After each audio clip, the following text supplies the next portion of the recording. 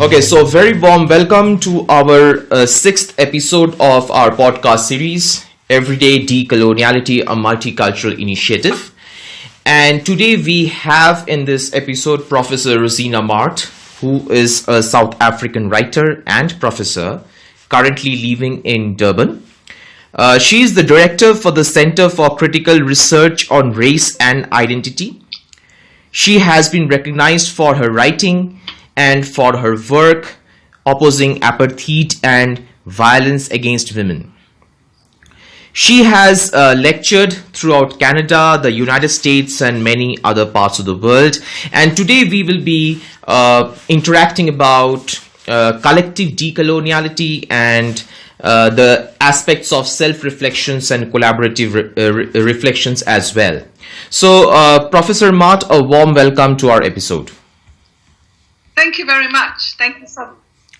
So, to start with my first question, when I started reading you, what I really found intriguing about your research engagements are that when you start weaving your philosophical and theoretical arguments, instead of dealing with very alienated or highly distanced and decontextualized aspects, what I found is that you try to bring in your habitual life experiences to which the listeners and the readers can connect either directly or indirectly.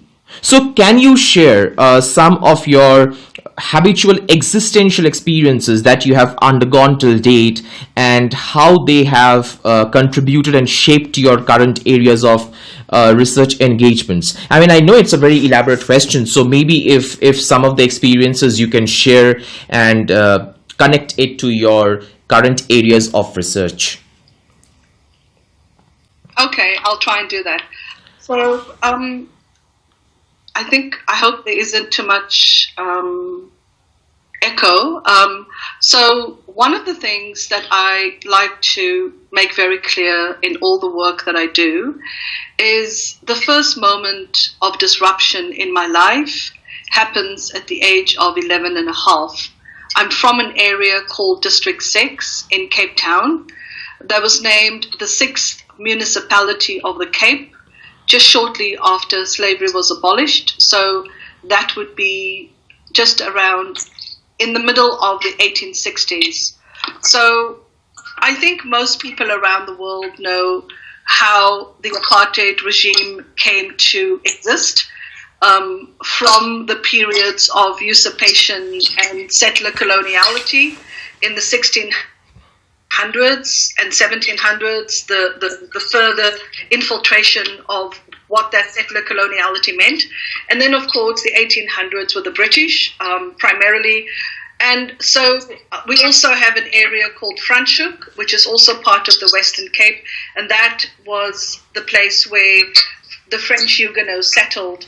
So in the 1970s, especially 1973, I, as a young child, began to feel the extent to which the Group Areas Act was put in place. So basically, the government also devised a forced removal act to remove people from the previously enslaved background, from the previously enslaved quarter called District 6.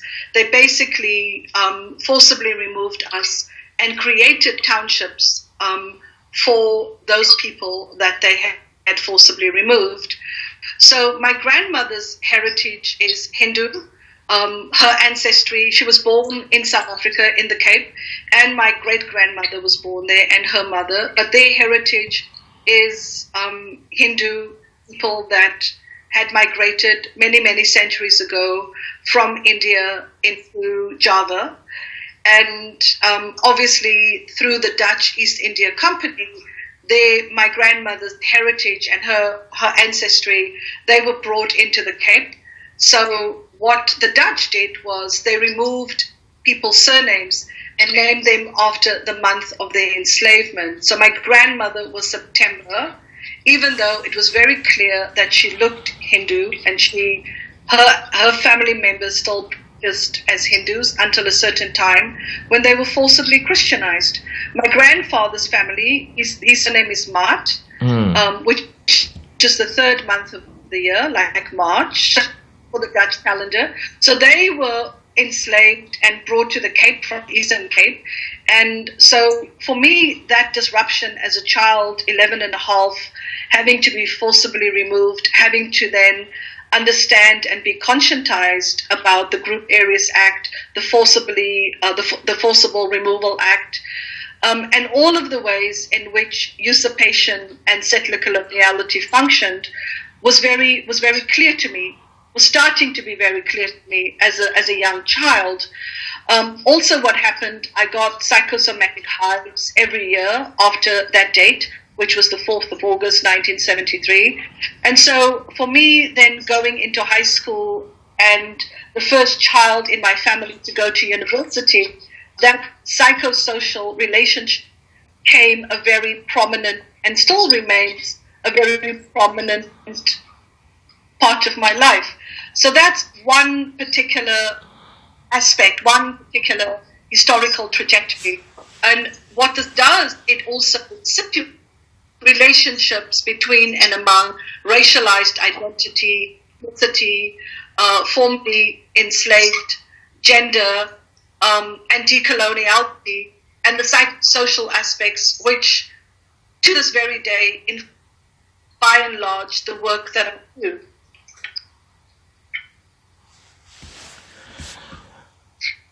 Okay, yeah. So I'm comfortable if you want to ask me questions within the larger question, but that's some of the background. Yes, in fact, I was just thinking that, you see, you have this, when I communicated with you, I remember that you have this Indian origin background which you shared. And then coming to this place, I mean, you were born and brought up in South Africa itself, with an Indian background, with your surname as Maart, and then growing up in a place like District 6. So you also shared the kind of psychological tension that you underwent along with your family in the process of this experience. So what impact actually it had in your, for instance, in your school days, or amongst your friendship, or with respect to your identity, with respect to your skin color? So what impact it had on you? I have to say that, obviously there are hundreds and thousands and millions of families who went through similar experiences that I did.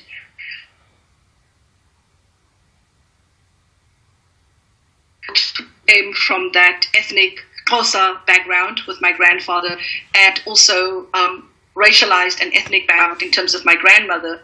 My generation, when we were born, and my mother's generation, we were classified colored. And that was part of the divide and conquer strategy of the apartheid government.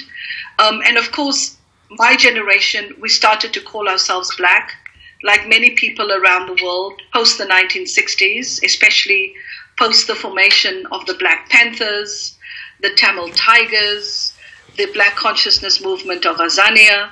So in the United States, in the UK, around the world, post 1965, especially after 1968, lots of people who came from similar backgrounds, who were socialized to deny their black heritage, started to call ourselves black.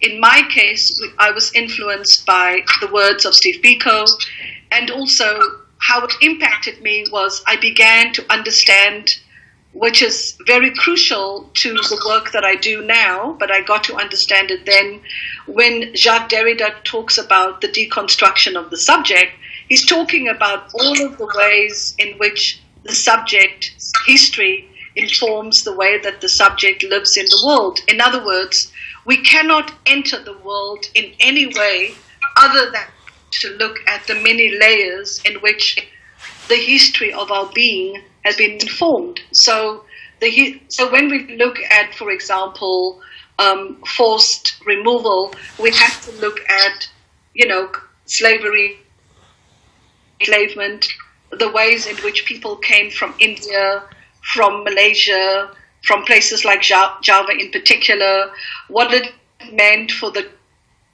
population to be brought into the slave quarter. And this is very important if we look at issues of race and gender, and of course decoloniality. Decoloniality doesn't start because we believe that we are now living 25 years into a democracy. It starts with the understanding of how we got to be where we are, how we got to occupy and live in these spaces that we were forcibly brought into in my grandmother's history from India and Java. And so my relationship with questions of decoloniality stem broadly from my assertion of having to understand the history of languages, why languages were banned, like indigenous languages, why the colonized is forced to speak English, the colonized is forced to speak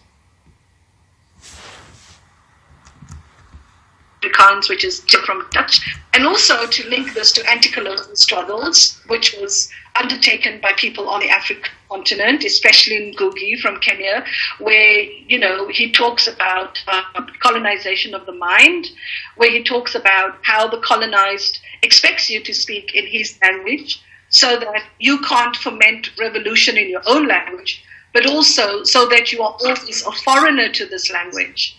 You come into the language where Frans Fanon says, if you speak that European language, you hold up the civilization of that language. And my critique of that is, if you speak that colonial language, and how can you think outside of it? So all of the ways which, for me, how we are socialized, we are racialized, how those components of history inform the way we live in the world, those are precisely the areas that we need to focus on in looking at decolonization, because you need to ask about coloniality, and you need to ask how you and your people and your history, how did your history come to represent these components of coloniality? So you can't look forward without looking back, without trying to understand all of the ways in which coloniality happened through your mind, through your body, through your speech, through your presence, through your education. Right. And also I was wondering that these experiences that you were elaborating also gets very much reflected in the various collaborative projects that you work, and also the different kinds of lectures and the interactions that you have with individuals from different geopolitical spaces across the globe. So being a black and a woman, when you venture into these various white dominated spaces, and when I refer to this phrase white dominated spaces, I mean both physically as well as ideologically as well. So when you venture into these white dominated spaces of interaction, so what are the different epistemological and the ontological challenges that you encounter within these spaces, and how do you deal with those challenges? Well, I think when I left South Africa for the first time on a British Council scholarship, it was quite a bit of a shock to be in the UK, you know, the home of the empire, the British Empire, and to also study there on a British Council scholarship. So for me, it wasn't a question of, I didn't feel guilty taking a British Council scholarship whatsoever. To me, it was me taking back the money of my ancestors, and also coming to terms, instead of only looking at the way that racism operates and operated at the time, you know, when I was a student there in the late 80s, I also tried to understand how class operated with coloniality and race in the UK, how English people got to be the way that they are, how racism operates in terms of the psychosocial components, how they do shunning, how they shun lower class people, how they shun black people, Indian people, all of the colonized, and what it means to, quote unquote, live and survive in that environment. So do we reproduce that same paradigm, or do we learn and also understand that if we are to break into and deconstruct the very systems that support and uphold systems of white domination, where do we place our focus? When I moved to Toronto, also in the late 80s after my master's, I immediately joined the Biko Rodney Malcolm Coalition, which is a Black Consciousness organization, a coalition, Biko for Steve Biko, Rodney for Walter Rodney, Malcolm for Malcolm X. I wasn't that interested in academic organizations. Are you still there? Yes, yeah, I'm hearing you. Yes. For me, it was a continuation of the Black consciousness work, that if you understand histories of Black consciousness around the world, you can understand why for Biko the question of mind was so central. And of course, with the Black Panthers in the United States, many of the Black Panther membership studied English, philosophy. They traveled to Germany. They were influenced by Du Bois, Du Bois's double consciousness. And of course, Fanon talks about Black consciousness in Black Skin, White Masks on two occasions. The main occasion is when he feels absolutely distraught that the person, Jean-Paul Sartre, who he had spent so much time with, he felt completely betrayed by, because Sartre did not understand what it means to be a Black man and do the kind of work that Fanon and his peers were doing, poets of that generation. So, of course, for me, these kinds of interconnections are very important, because Biko emerges, as a force to be reckoned with in the late 1968, December 1968, SASO, South African students' organization, who started in the quote-unquote non-white section of the medical school here in Durban, So if we look at, Steve Biko trained as a medical doctor, Che Guevara trained as a medical doctor, Frantz Fanon trained as a medical doctor, this tells us very particular things about how these three scholars and revolutionaries understood materiality. In other words, why the focus was on examining material conditions under which people were racialized and under which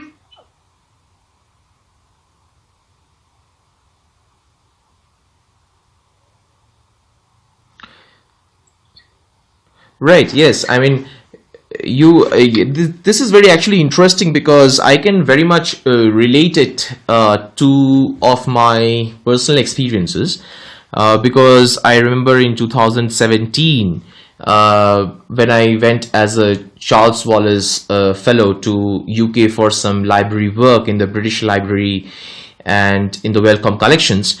I also, when I was walking down the streets and I was looking at the kind of people who are working in the people coming from different social segments and working in different places, there is a clear mark of racism very much out there, we find, because for instance, the newspaper sellers, what I found in London, were only the people were mostly the people from Bangladesh. And then if we go to the shopping marts, for example, those grocery shops and all, it's mostly run by the Pakistanis. Then if we go to the local grocery shops, then we see that the workers who are working are mostly Black. So you were talking about this element of materialistic experiences, and somewhat I could also sense that it is very much there. And once it happened in Germany, I went for a conference, and there I remember how just one of my colleagues from the very conference, she was invited as a keynote speaker, and we were just having a bus tour, and then one of the local German women just stopped her from not sitting beside her, and then asked a white woman to cross her and sit beside her. So these experiences actually make me feel that somewhat this concept of decolonial thinking that we have been engaged with from various dimensions, from various perspectives, needs to be revisited again and again. Because on the one hand, we see that these engagements are generating new areas of counter resistance against colonization, coloniality, and post-coloniality. But also, on the other hand, it has also started regenerating the colonial binaries through manufacturing discourses of authentic decoloniality, inauthentic decoloniality, through various social, cultural, political, and gender ideologies. So these alarming binaries, which I find now decoloniality is infected with, which actually decoloniality once promised to uproot, are still being manufactured and remanufactured in different shapes and forms. So with all your experiences, from your personal experiences, research experiences, and everything till date, what do you think, where lies the problem? Or I guess there must be a set of problems. So where lies the problems? I think for most scholars, scholars are often discouraged from being activists, because part of being an activist and a revolutionary means that you take your theoretical framework, or let's say you don't have a theoretical framework, but you're speaking from lived experience. We are discouraged from actively participating as agents in a society where we're not just talking about transformation or change, but we are focusing on how do we bring about that change. It's one thing to talk about change. It's one thing to talk about decoloniality, but how do we bring it about? Because many scholars that I know, they don't want to challenge the master. They want to be in the good books with the master.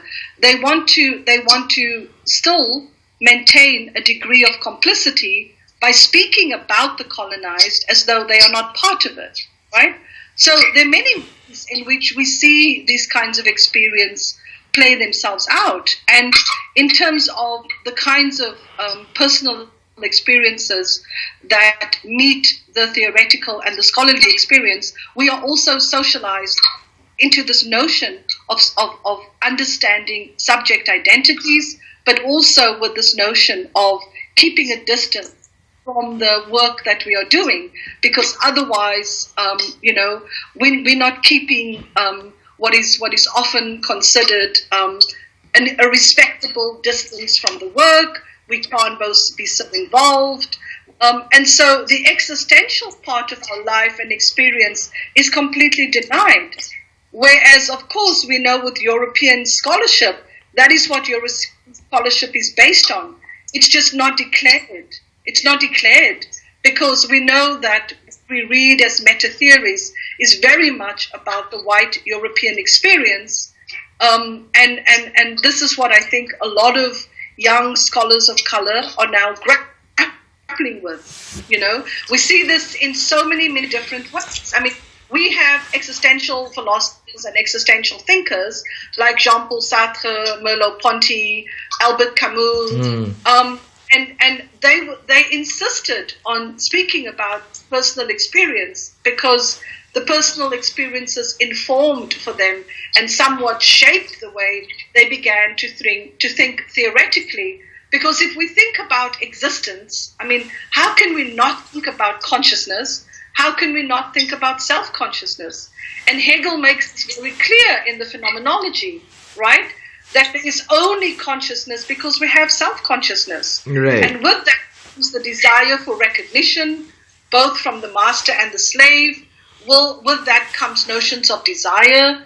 So there are so many psychosocial elements that are not recognized as psychosocial elements because there's always the fear that we have to maintain this kind of scholarship that doesn't allow us to access our personal thoughts and ideas. It is supposed to be considered professional. We're supposed to be professional. And what that means is that, for the colonized, it means that you are never present. You are only present as a thing, as an object. And this, I think, has been moved now in the last 20 to 30 years, where there are decolonial thinkers and anti-colonial thinkers and subaltern thinkers who have now said, no, but we need to put the existential part of our lived experience as central to how we make meaning of these anti-colonial and decolonial worlds. Right.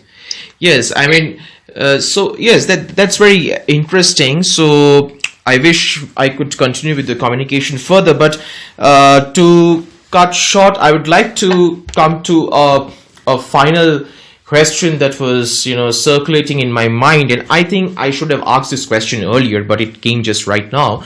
I was just wondering that when we usually engage, at least with my experiences in India, when we talk about black, white, these binaries, the first thing that comes in front of us is the color black and the color white. So now you identify yourself as a black. Your skin color is not black. Your skin color is not white. I won't use any terminology because that is again will be in a way affiliating to those colonial boxes. So with your skin color, just specifically with your skin color, did you face what kind of, if you have faced any kind of resistance in your workplace, schools, activities, research, engagements, collaborations, have you faced any kind of resistance till date?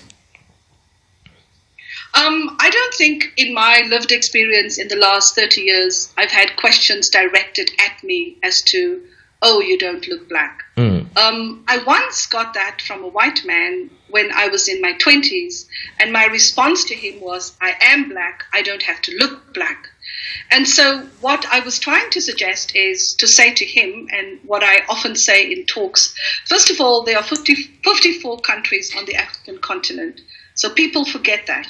Right? People forget that. Yes. Also, a total dismissal of the fact that skin color across the African continent varies. So you can go, I've been to Morocco, you can go to Botswana, Zimbabwe, Zambia, Namibia, and you will, lo and behold, you will find somebody who looks like me, right? And part of this, the fact that we live in a world where you call yourself black means A, that you have suffered, B, that you have to show that suffering, and C, that you have to look black in a way that stereotype feeds the notion of what a black person looks like.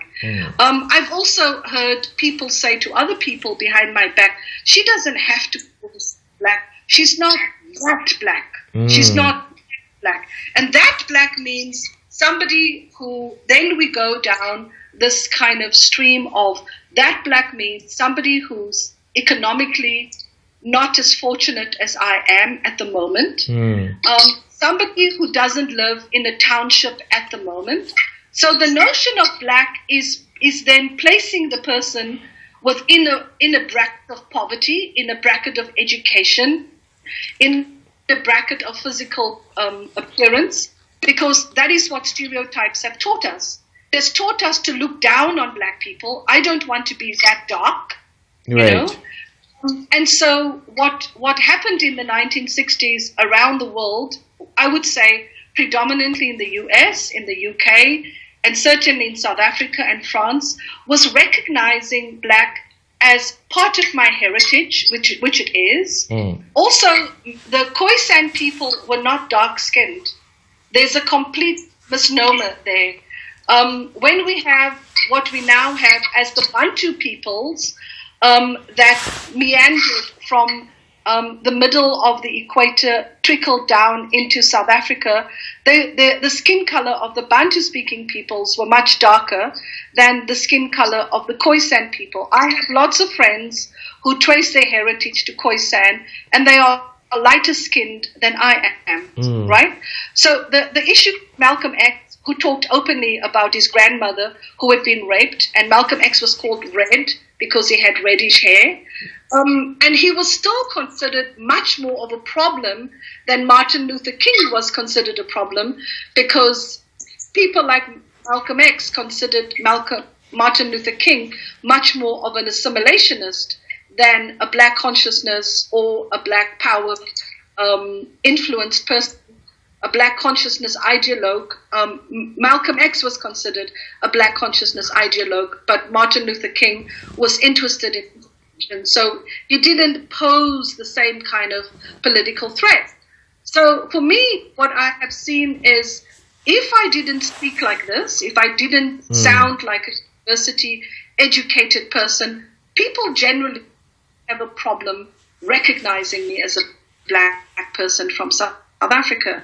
The problem with some of these narratives is the desire to have control and exert certain kinds of force and governance over the oppressed, because white folks and middle class folks with lighter skin color and skin tones have been socialized to treat Dalits people, people who call themselves black, as the lower part of the earth and of the society.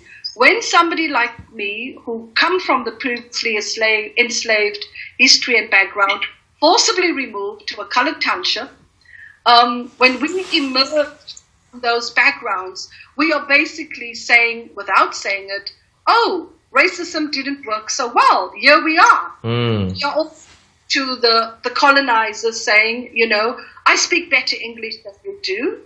We are also saying to the colonizer, you can't trap me, you cannot colonize me, you cannot stereotype me, because I'm beyond the ontological existence that you placed on my destiny, right?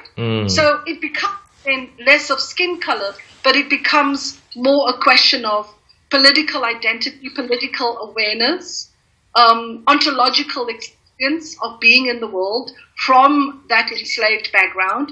Then at the same time, I have people who call themselves black, who are darker skinned than I am, and who would say they don't want to be associated with black people because the negative ways in which they have been socialized. You see, so there's an expectation that if you're lighter than the dark-skinned people, then you don't have to call yourself black. For me, that's not an option. I don't have that option, not intellectually, not politically, not in terms of my soul or my vision, because I will never deny my grandfather's heritage because it informed where I was born, who I was born from, nor my grandmother's heritage because they both come from the formerly enslaved. I will never deny that my trajectory of growing up was growing up in black consciousness, understanding the detriments of divide and conquer strategies. And I'm never going to be complicit in those acts of racism and self-hatred. Right. And also it's so relatable to the Indian condition, as you gave an example already from the Dalits. And we see that why we have this fetishism towards this fair skin color through different fairness creams and through food habits and different other kind of fashion ethics. And it is just because of trying to be affiliated still somewhere unconsciously, at least with the Indian condition, we still want to affiliate ourselves to that, or to be accepted in that paradigm of the white world.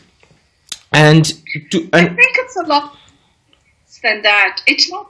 I don't think necessarily. For many people, it's about being associated with the white world.